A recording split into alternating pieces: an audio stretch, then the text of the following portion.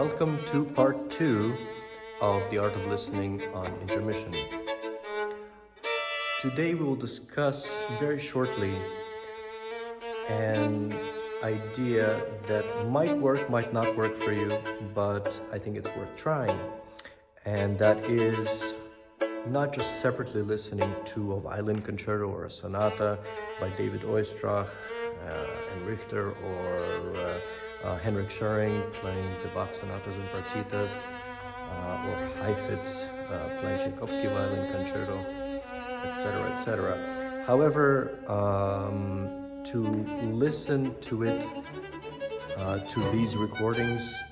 in a different way, in a more analytical fashion, where it's not just for the enjoyment of listening to the great pieces, although I understand it completely,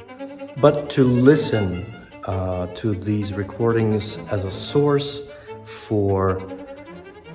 discovering your own fingerprint in your own playing, which means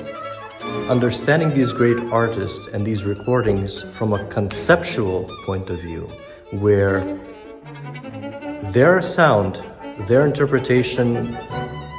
their analysis of how they land on the string and how they coordinate the two hands becomes a concept into your own interpretation, where you don't merely copy, but you try to borrow these ideals or ideas that they held very close to their hearts when they were performing, and incorporate that into your own interpretation and in your own sound to see if it works. And perhaps it may be a combination of a few great artists. For example, when I perform and when I'm on stage, of course, you get a little bit tired at some places, especially after a very long concerto, for example, Algar or something like that, or you go into chamber music literature and you're met with, let's say, Beethoven string quartet, the late opuses. So you get a little bit tired, and so I find in my playing that archive that I can visit in terms of concepts of, for example, if I want to be a little bit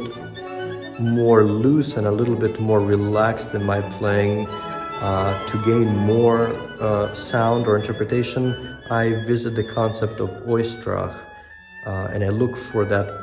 Oistrakhian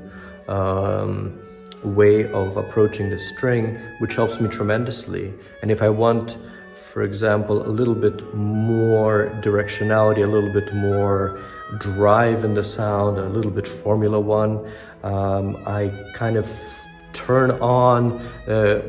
my Heifetz mode. So I begin to enjoy the directness and the drive of that underneath kind of foundation sound. And if I want the enjoyment of finding that beautiful slide, or enjoy that color within the vibrato, and then followed by bow speed and a various, I think of Menuhin. And so I have these great violinists in my archive, in my memory all the time, by listening to their recordings for decades.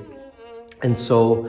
I'm capable of taking certain aspects of their playing and kind of stealing it into my own interpretation, which then becomes my own fingerprint in the end,